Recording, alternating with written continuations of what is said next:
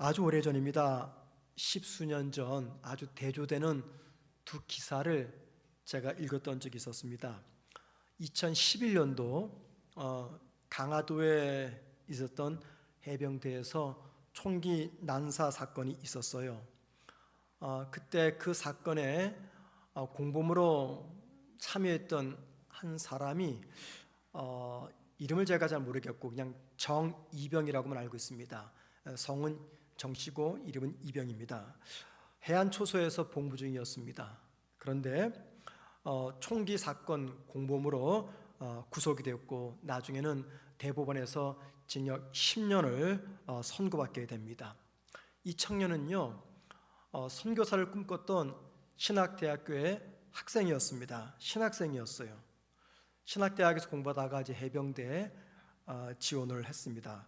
아마도 우리 김지전 목사님 같은 사람이 아닌가 생각이 들어요.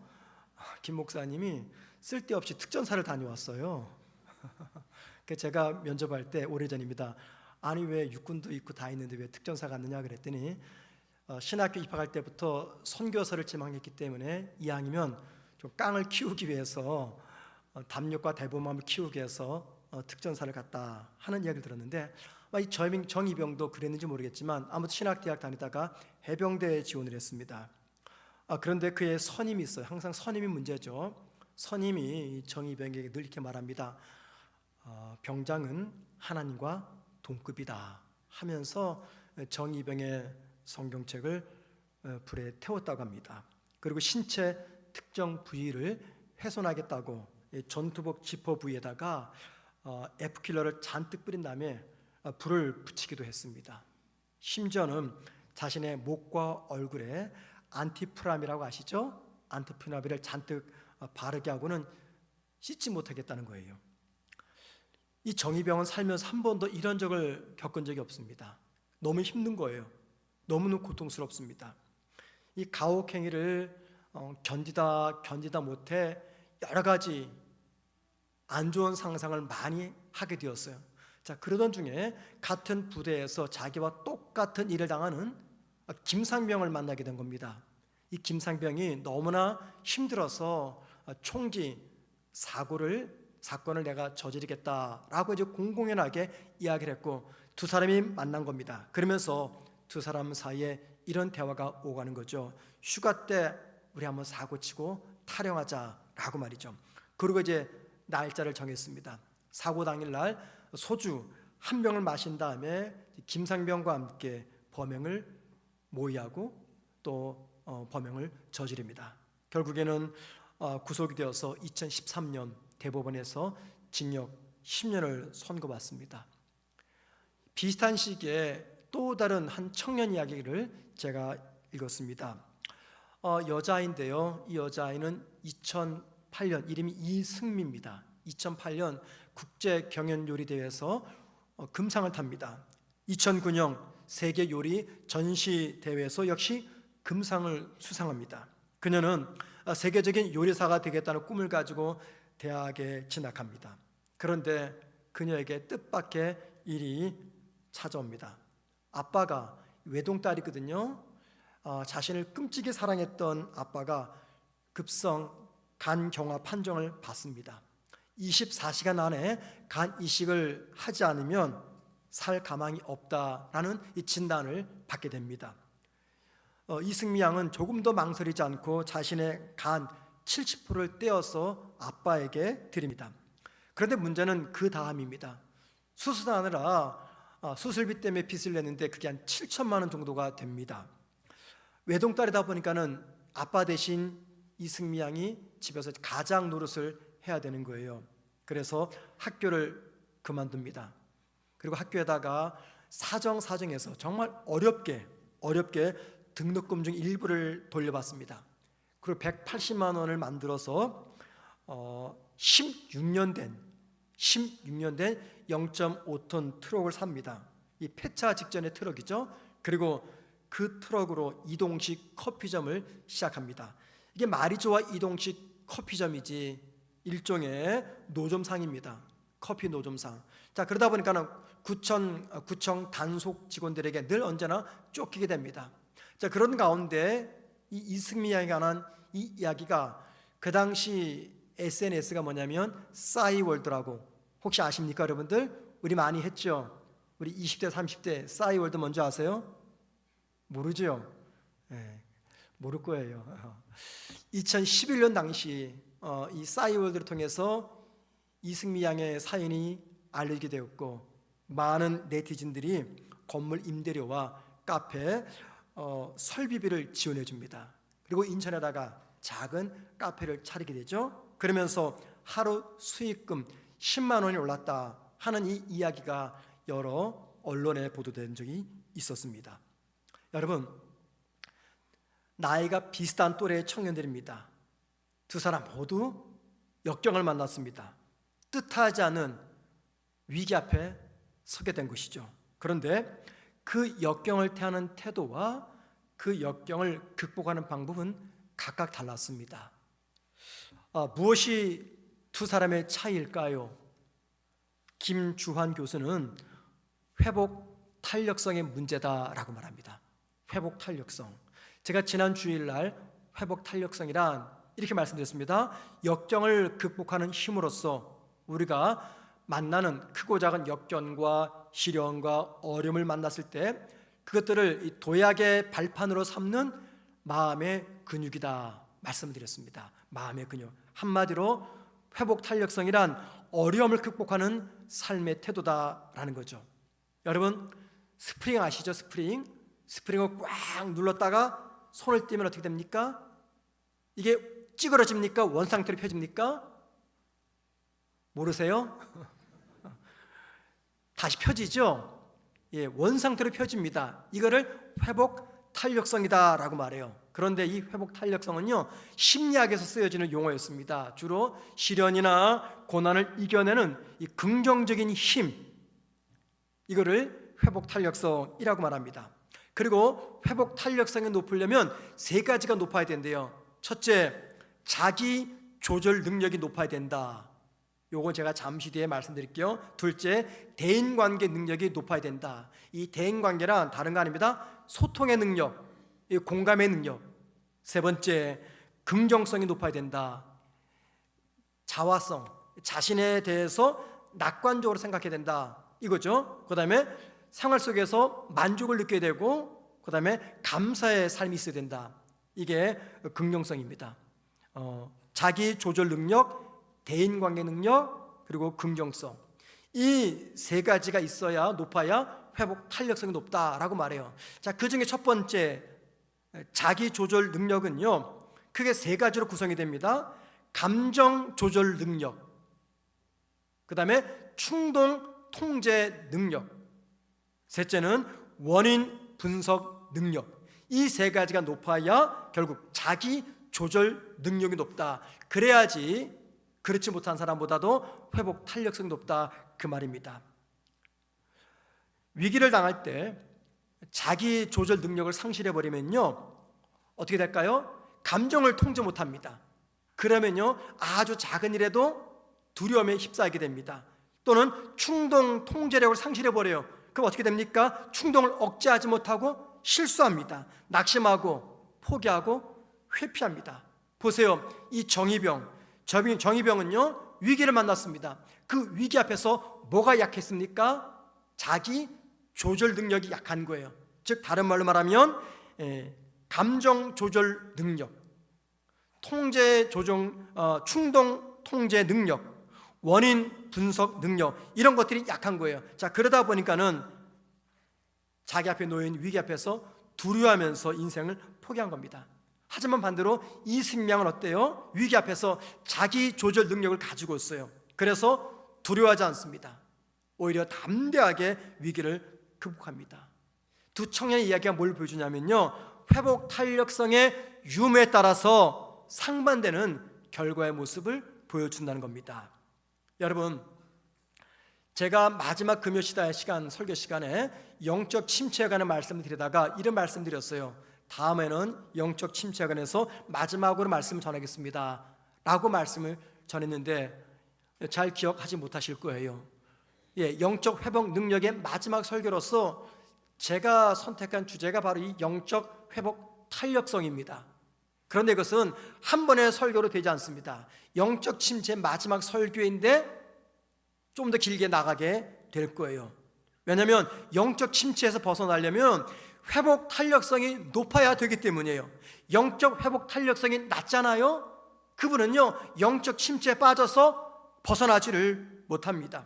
그렇기 때문에 영적 침체에서 빠져나가기 위해서 저와 여러분 앞으로 몇 주간 동안 계속해서 영적 회복 탄력성에 대해서 말씀을 나눠보려고 합니다. 자, 여러분 질문입니다. 저와 여러분의 이 영적 회복 탄력성, 스프링처럼 찌그러들었다가 다시 원상태로 복귀되는 이 영적 회복 탄력성을 위협하고 공격하는 가장 두려운 대적, 주적 누굴까요? 무엇이겠습니까? 여러분 스스로 생각해 보세요. 무엇이 나의 영적 회복 탄력성을 가장 힘들게 하는가? 무엇이 나를 가장 아프게 하는가? 나를 위협하고 공격하는 게 무엇인가? 오늘 설교는요 바로 이 문제, 영적 회복 탄력성을 위협하는 가장 무서운 적, 주적이 무엇인지, 그리고 어떻게 하면 이 적을 우리가 극복할 수 있을지 한번 생각해 보도록 하겠습니다. 우리가 오늘 시편 46편의 본문을 읽었어요. 여러분 모든 시편은요 저마다의 배경을 가지고 있습니다. 그 배경은 다 구약 성경에 기록되어 있죠. 오늘 시편 46편도 배경이 있습니다.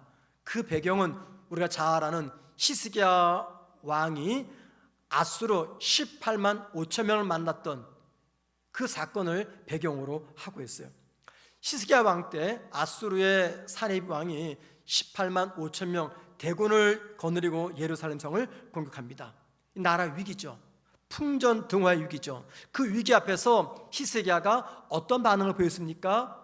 여러분 기억나시는지 모르겠습니다. 열왕기하 19장 보면은요 히스기야는 두려워가지고 사네립에게 은금을 다 모아가지고 갖다 바칩니다.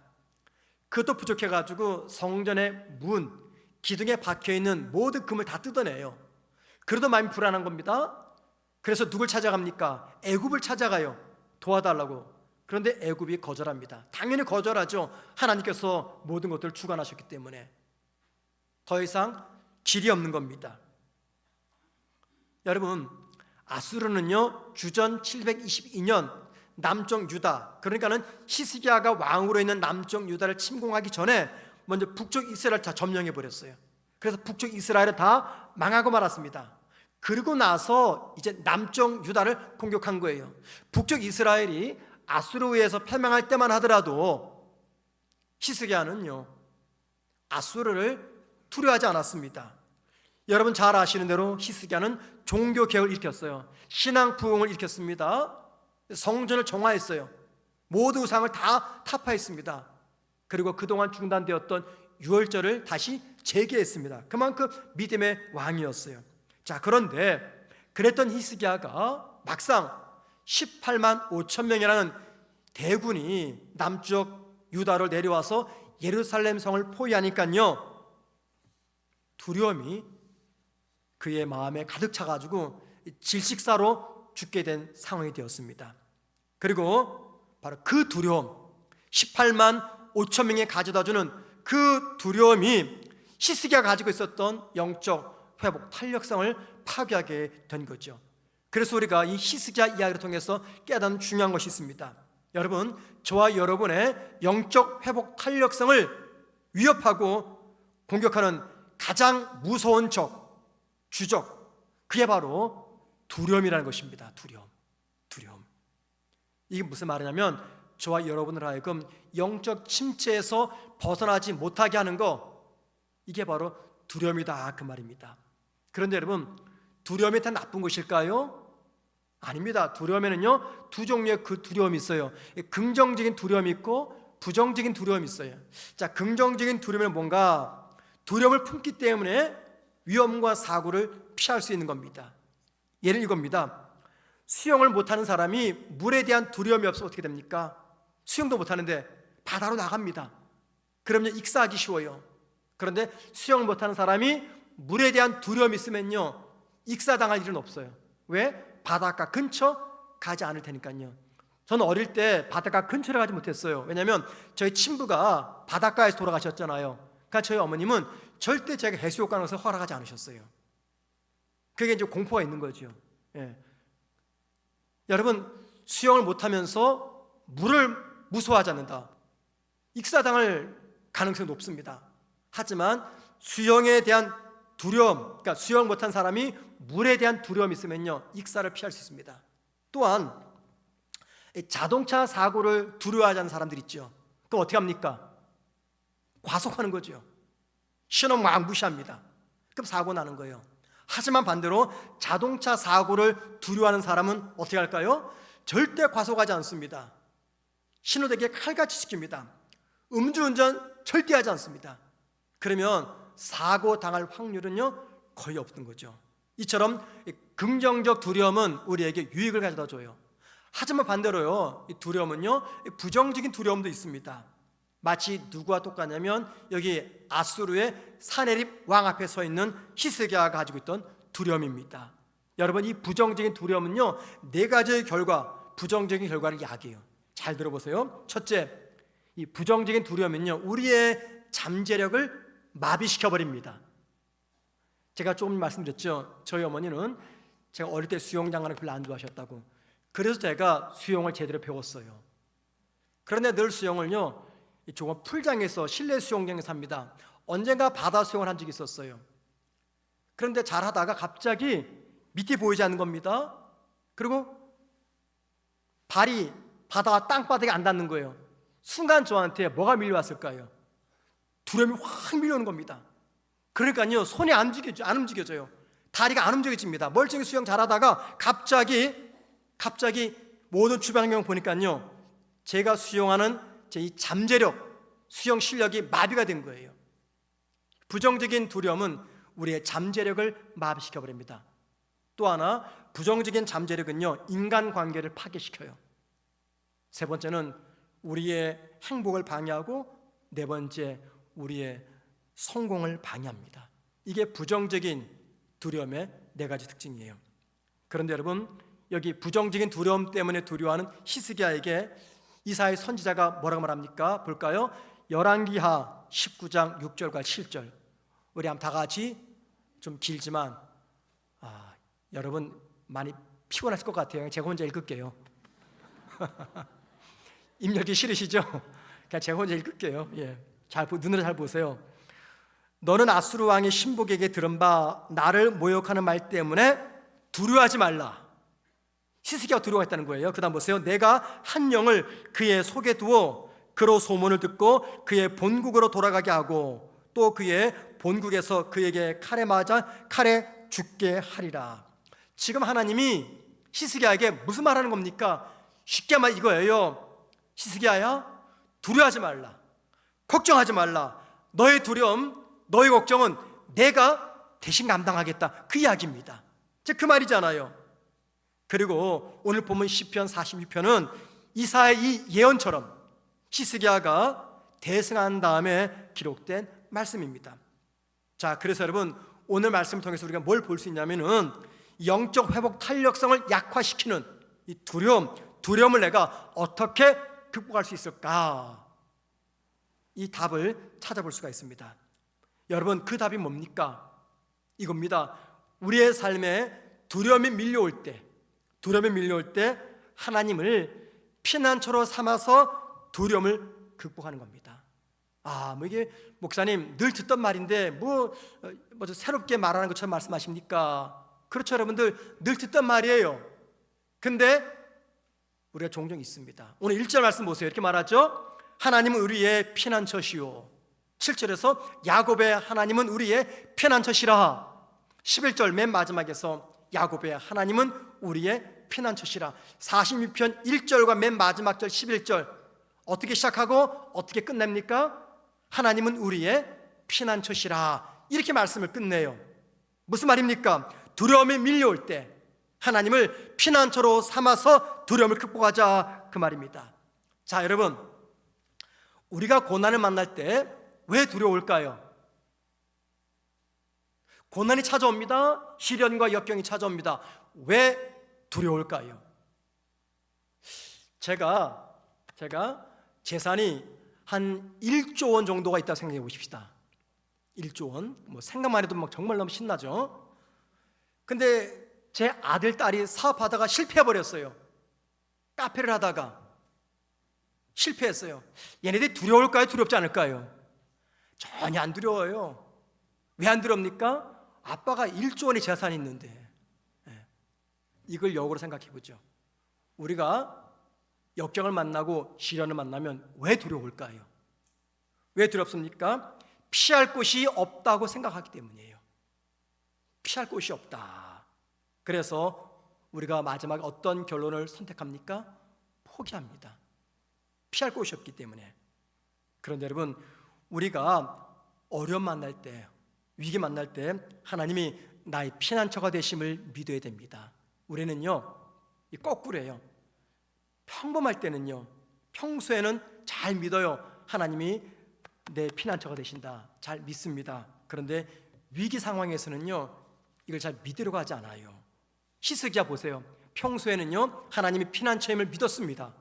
그러니까는 북쪽 이스라엘이 아수르에 의해서 패망당해도 전혀 두려워하지 않았어요. 막 종교개혁 막 일으켰습니다. 그런데 막상 18만 5천 명 아수르 군사가 침략하자 뭘 느끼는 겁니까? 위기를 느끼는 겁니다. 그리고 나서 그 어떤 반응 보내요? 하나님이 피난처가 아니라 금과 은이 피난처입니다. 애굽이 피난처입니다. 그냥 사내립 마음을 잘 구슬려서 피하겠다 위기를. 그러니까 사내립이 그에게 피난처가 되는 거예요. 평범할 때는요, 하나님이 피난처였어요. 근데 진짜 하나님께서 피난처가 되실 위기 상황 속에서는요, 하나님을 잊어버리고 다른 것들을 의지하고 있다라는 겁니다. 이게 바로 저와 여러분의 모습이에요. 여러분, 피난처가 뭡니까? 대피소와 같은 뜻입니다. 적의 화살을 피할 수가 있고 자신을 보호할 수 있는 장소, 이게 바로 피난처입니다. 그런데 여러분, 한번 물어볼게요. 우리가 만든 피난처, 인간이 만든 피난처, 이것이 절대적으로 안전하겠습니까? 여러분, 평생토록 여러분 피난처 세우셨잖아요, 그죠? 근데 그게 안전하던가요? 2002년 상영되었던 영화 중에 패닉 룸이라는 제목의 영화가 있어요. 이 패닉은 공포, 두려움 그 뜻이고 룸은 방이죠. 그래서 공포와 두려움을 느끼는 방, 이 영화 제목입니다. 영화 내용은 이래요. 맥이라는 여자는요, 딸 사라와 함께 뉴욕의 맨해튼에 있는 고급 주택으로 이사를 합니다. 그 집에는요, 외부의 어떤 사람들도 침입할 수 없도록 안전하게 보호해주는 세이프티 룸이 있었어요. 이게 우리말로 말하면 피난처 정도 되겠죠. 그 방에, 세이프티 룸에는요, 그 방에는요, 경찰과 바로 연결되는 직통 전화기가 있었습니다. 감시 카메라가 있었고요, 자체 환기 시스템이 있습니다. 또 물이 있고 비상약품이 있고 비상식량이 있고 어떤 상황에서도 생존할 수 있는 모든 것들을 완벽히 갖춘 방이 바로 이 세이프티 룸이었어요. 그런데 맥과 딸 사라가 이 집에 이사 온 그날 3명의 괴한이 침입합니다. 그 중에 한 명은요, 이 집의 전주인의 손자입니다. 두 번째 괴한은 이 세이프티 룸은 설계한 사람이에요. 세 번째 사람은 이 손자와 함께 따라온 정체불명한 사나이입니다.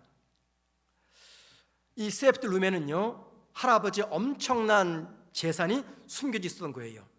자, 3명의 괴한이 침입하자 맥과 사라는 어디로 가겠습니까? 당연히 세이프티 룸으로 들어가는 거죠. 그런데 이 세이프티 룸을 설계했던 설계사가 제일 먼저 한 것은요, 이 룸에서 외부로 통하는 이 전화선을 끊어버립니다.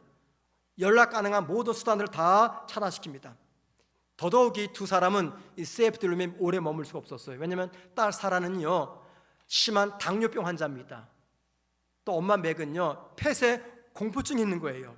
이 영화는 바로 이 세이프티 룸에서 이 모녀가 3명의 괴한과 사투를 벌이는 내용입니다. 여러분, 영화 제목이 패닉 룸입니다. 이게 무슨 말입니까?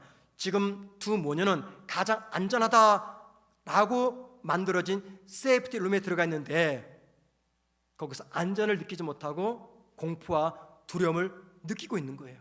그래서 영화 제목이 패닉 룸입니다.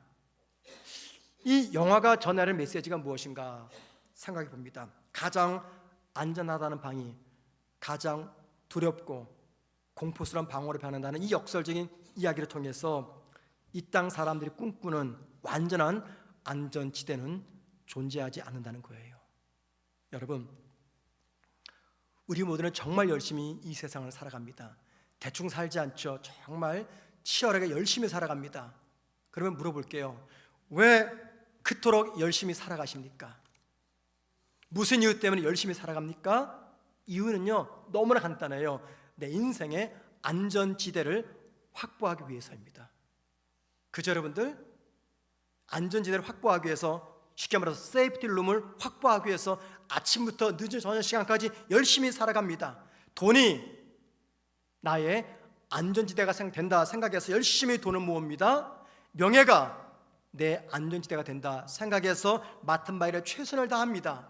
건강이 내 안전지대다 생각해서 열심히 운동을 합니다. 그리고 넓은 인맥이 안전지대라 생각을 해서 여러 사람들을 만나고 답니다. 그런데 여러분, 이 세상에는요, 우리의 완벽한 피난처는 존재하지 않습니다. 이런 말이 있죠. 부자는 몇 대를 못 넘긴다고요? 3대를 못 넘긴다. 무슨 말입니까? 돈 역시 우리의 영원한 안전지대가 못 된다는 겁니다. 지난주에 노예 목사님 사모님이 오랜 질병 끝에 돌아가셨어요. 그리고 제가 이제 그 목사님을 어제 그제 연속 이틀간 만났습니다. 그 목사님이 그래요, 사석에서 사모님이 소천하시고 나니까는 참 인생 별거 아니다 라는 생각을 더 실감하게 되었다, 그 이야기합니다. 여러분, 우리 인생 별거 아니다, 이 경험한 분이 남긴 이야기입니다. 이게 무슨 말입니까? 이겁니다. 이 세상에는요, 우리의 영원한 안전지대가 존재하지 않다는 겁니다. 그런데 성경은 중요한 한 가지 사실을 우리들에게 알려줍니다. 이 세상에서 하나님만이 온전한 피난처와 안전지대가 된다는 겁니다. 여러분, 오늘 본문 2절 3절 보세요. 땅이 변하든지 산이 흔들려 바다 가운데 빠지든지 바닷물이 솟아나고 뛰놀든지 하여도 나는 두렵지 않다. 2절과 3절이 지금 무슨 장면입니까? 천재지변이에요. 그죠? 땅이 변합니다. 산이 흔들립니다.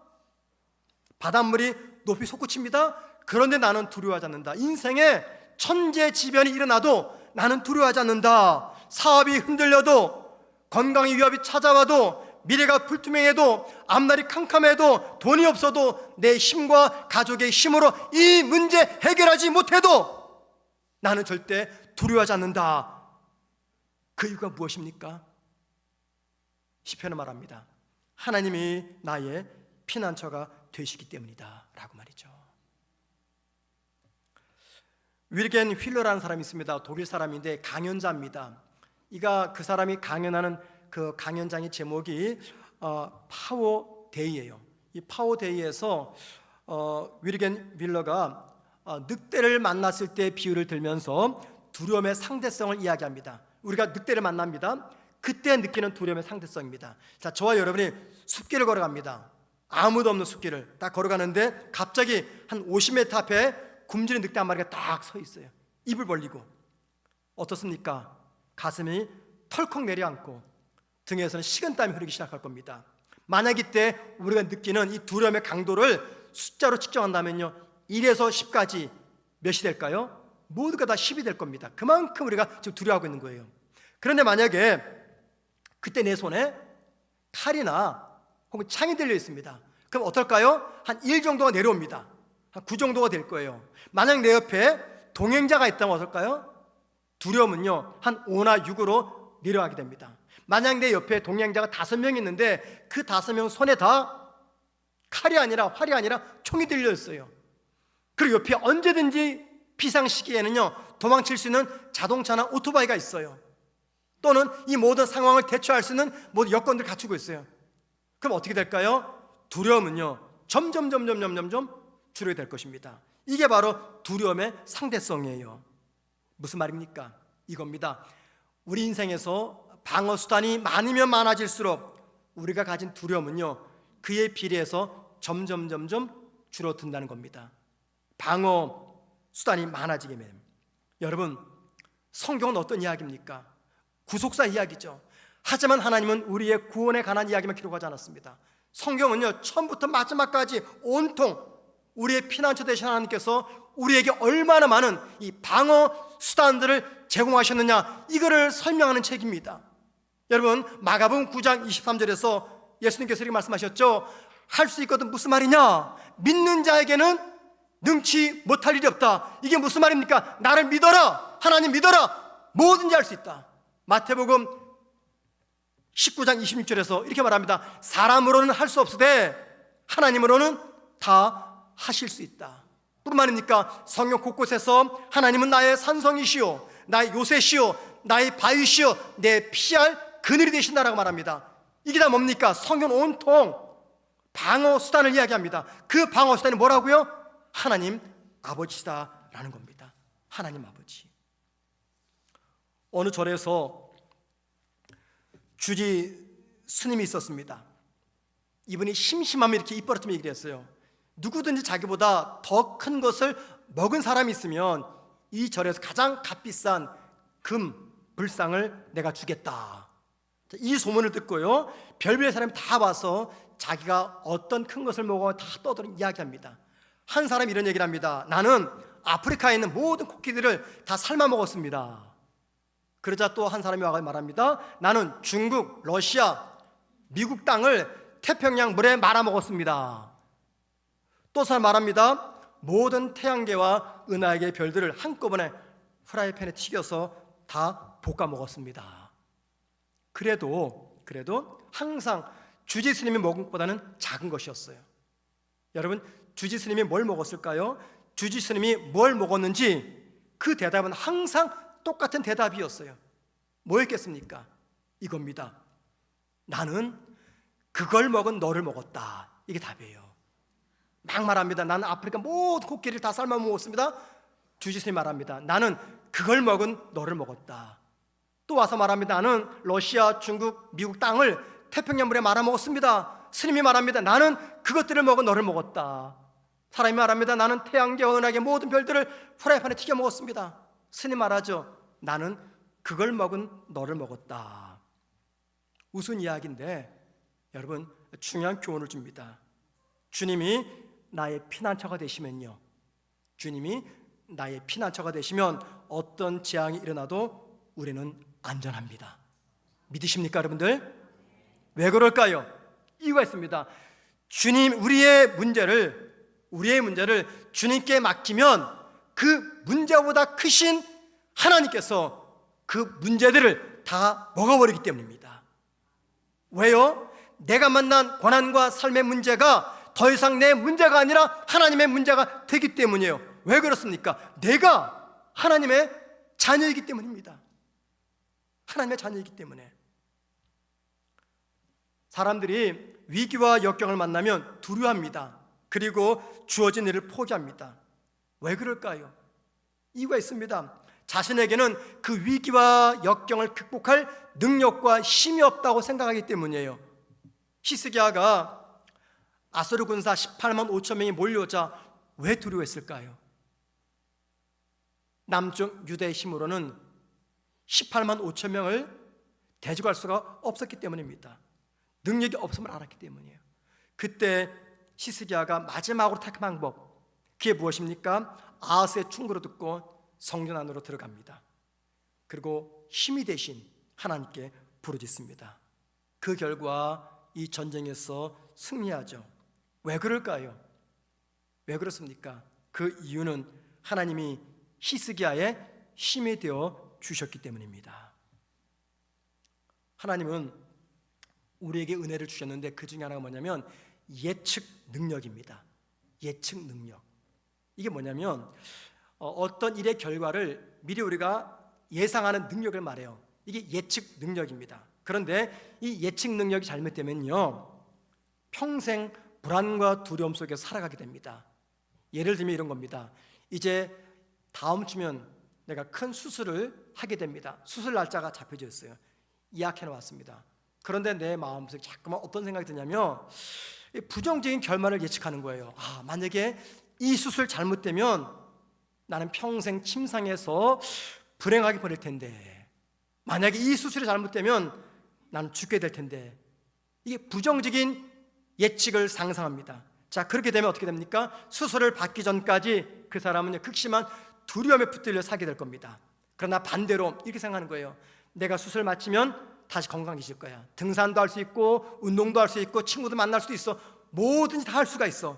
그러면 어떻게 됩니까? 수술을 하루 더 빨리 시작되기를 기다립니다. 우리가 어떤 상황을 만날 때 두려움을 극복하고 담대함으로 나아가려면요, 그 일을 하나님께서 나에게 주신 기회로 생각을 해야 된다는 것입니다. 이게 바로 뭐냐면 선한 예측입니다. 하나님 나한테 고난을 주셨다, 역경을 주셨다. 왜 그럴까? 이 모든 일들을 통해서 내가 지금까지 경험하지 못했던 놀라운 은혜와 축복을 경험하기 위해서 하나님께서 이 고난을 주신 것이지 하면서 우리가 예측을 할 때, 그때 뭐가 떠날까요? 두려움이 떠납니다. 이게 예측 결말의 은혜입니다. 바로 이 모습이 회복 탄력성이 높은 모습이에요. 여러분 부탁드립니다. 저를 포함한 우리 모두가 위기와 역경을 극복할 힘이 없다고 낙심하지 마세요. 나에게 돈이 없다고, 남다른 재능이 없다고, 인맥이 없다고, 학벌이 약하다고. 여러분 아니에요. 재능의 문제가 아닙니다. 돈 문제가 아니에요. 환경의 문제가 아닙니다. 하나님께서 힘이 되어주셔서 나를 사용하시면 되는 거예요. 하나님 믿는 성도가 나한테 재능이 없습니다, 돈이 없습니다, 인맥이 짧습니다, 학벌이 약합니다 라고 낙심하는 것은 정말 말이 안 되는 겁니다. 미련한 생각이에요. 왜냐면요, 내가 아무리 돈이 넉넉하고 재능이 뛰어나고 학벌이 길어도 인맥이 뛰어나도 하나님께서 나 사용하지 않으면 아무 소용이 없어요. 믿으시죠 여러분들? 하지만 하나님께서 비록 나에게 인맥이 없어도, 모아둔 재산이 없어도, 건강이 연약해도, 학벌이 짧아도, 실력이 없어도 하나님께서 내 피할 그늘이 되시고 내 능력이 되시면요, 하나님은 당신의 능력으로 내가 가진 것보다 더 크고 더 놀라운 일을 감당해 내신다는 겁니다. 제가 언젠가 이 이야기를 드린 기억이 납니다. 커피 종류에는 많은 종류가 있어요. 예를 들면 아메리카노가 있고요, 또 라떼가 있고 또 카푸치노가 있습니다. 종류가 많죠. 그런데 여러분, 이 모든 종류의 커피는요 사실 하나부터 시작됩니다. 모든 커피의 기본, 그게 뭡니까? 에스프레소예요. 모든 커피는요 이 에스프레소 시작됩니다. 그래서 이 에스프레소에다가 뜨거운 물 부으면 뭐가 됩니까? 뜨아가 되죠. 찬물 부으면 아가 됩니다.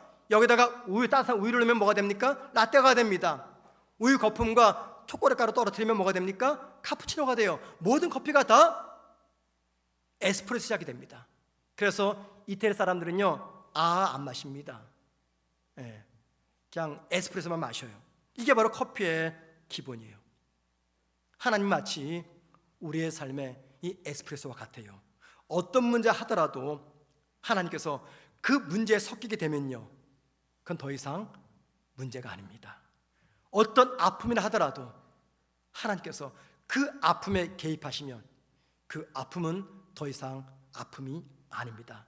내 인생이 하나님과 섞이게 되면요, 내 삶의 환경이 어떠하든지, 내가 어떤 문제를 만났든지 환경, 상황 아무 문제가 되지 않습니다.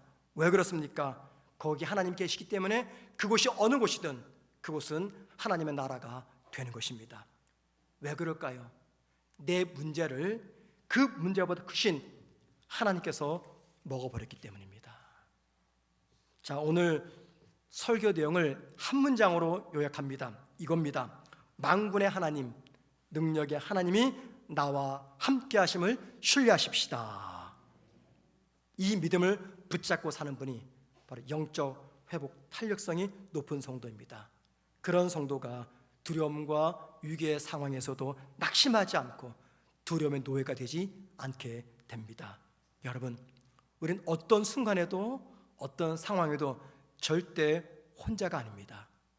살아계신 전지전능하신 하나님께서 아버지로서 저와 여러분과 함께 하시면서 나의 피난처가 되시고 나의 힘이 되어주십니다. 하나님께서 내 인생에 개입하시면 그 어떤 것도 더 이상 문제가 될 수가 없습니다. 하나님을 인정하고 그 하나님과 함께 동행함으로 영적 회복 탄력성이 높아지고 마침내 두려움을 극복하는 저와 여러분 되기를 주의 이름으로 축원을 드립니다.